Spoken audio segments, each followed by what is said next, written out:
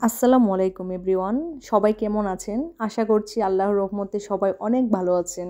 আমিও আলহামদুলিল্লাহ অনেক ভালো আছি। আপনারা নিশ্চয়ই বুঝতে পারছেন যে আমি আজকে আপনাদের কি রান্না করে দেখাবো। হ্যাঁ, আমি আজকে আপনাদের গলদা চিংড়ি ভুনা করে দেখাবো। আমি আজকে আপনাদের গলদা চিংড়িটা একটু ঝাল করেই ভুনা করে দেখাবো, কারণ গলদা চিংড়ি ভুনাটা একটু ঝাল ঝাল খেতেই অনেক ভালো লাগে। চলুন তাহলে গলদা চিংড়ি বোনার রেসিপিটা দেখে নেওয়া যাক। গলদা চিংড়ি বোনা করার জন্য আমি বাজার থেকে 1 কেজির চেয়ে একটু বেশি গলদা চিংড়ি নিয়ে এসেছি। ওইখান থেকে সবচেয়ে বড় যেই সাইজগুলা গলদা চিংড়ি সেগুলাকে আমি আজকে ভুনা করব। ওইখান থেকে আমি 8টা চিংড়ি মাছ নিয়েছি, সবচেয়ে বড় সাইজ যেগুলা সেগুলাই নিয়েছি। এবার এগুলাকে আমি পরিষ্কার করে নিব। আপনারা চাইলে এগুলা কাঁচির সাহায্যেও পরিষ্কার করতে পারেন, আবার বটির সাহায্যেও পরিষ্কার করতে পারেন। আমি এগুলাকে বটির সাহায্যে পরিষ্কার করে নিয়েছি। দেখুন আমি কিভাবে পরিষ্কার করেছি। প্রথমে মাথার শক্ত অংশটা ফেলে দিয়ে ভিতরে যে একটা ময়লার পুটলা থাকে সেটা ফেলে দিয়েছি। আর এখানে কেটে মাঝখানে একটা রগ থাকে, সেই রগটা বের করে নিয়েছি। আর লেজের পাশেও কিন্তু একটা শক্ত ধারালো ছুরির মতো থাকে, সেটাও পরিষ্কার করেছি। আবার মাথার সাইডটাতেও কিন্তু শক্ত ছুরির মতো থাকে, সেটাও পরিষ্কার করে নিয়েছি। এবার গলদা চিংড়িটা মাখানোর জন্য কিছু মশলা অ্যাড করে নিচ্ছি। দিয়ে দিচ্ছি 1 চা চামচ করে মরিচের গুঁড়া, হলুদের গুঁড়া, ধনিয়ার গুঁড়া আর পরিমাণ মতো লবণ। হাত দিয়ে ভালো করে সবগুলা মশলাকে মিক্সড করে নিচ্ছি। আমি মশলাটা দিয়ে হাত দিয়ে ভালো করে মাছটার ভিতরে ঢুকিয়ে দিচ্ছি, কারণ মাছের চামড়াটা কিন্তু অনেক শক্ত হয়।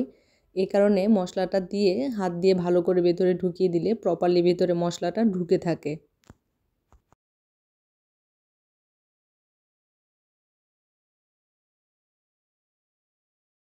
মশলাটা মাখিয়ে নেওয়ার পর আমি 5 মিনিটের জন্য মাছটাকে রেস্টে রেখে দিচ্ছি।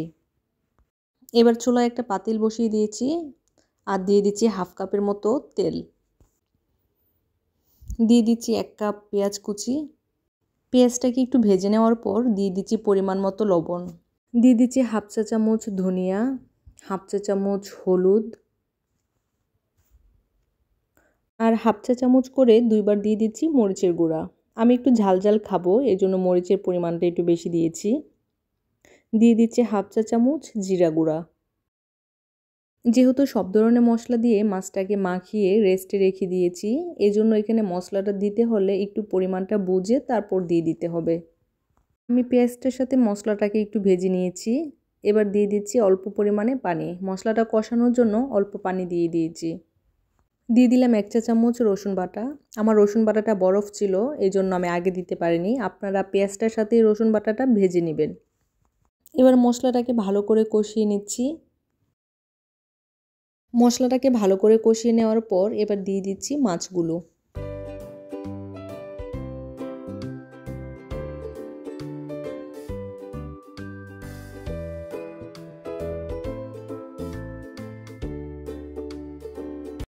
যে প্লেটটাতে আমি মাছটা উঠিয়ে রেখেছিলাম সেই প্লেটটা ধুয়ে পানিটা দিয়ে দিচ্ছি। মাছটাকে বারবার উল্টিয়ে দিচ্ছি যেন দুইটা সাইডে ভালোভাবে কষানো হয়ে যায়। এবার চুলার হিটটা মিডিয়ামে রেখে ঢেকে দিচ্ছি আর রান্নাটা কমপ্লিট হওয়া পর্যন্ত অপেক্ষা করছি।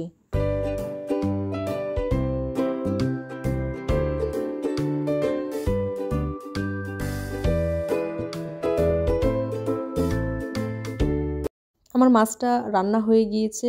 আমি এই পর্যায়ে মাছটাকে নামিয়ে নিব। আপনারা যদি এরকম ঝোলটা না খেতে চান তাহলে ঝোলটা আরেকটু শুকিয়ে নিতে পারেন। তো তৈরি হয়ে গেল আমার ঝাল ঝাল গলদা চিংড়ি ভুনার সহজ রেসিপি। আশা করছি আমার আজকের রেসিপিটি সবার কাছে ভালো লেগেছে।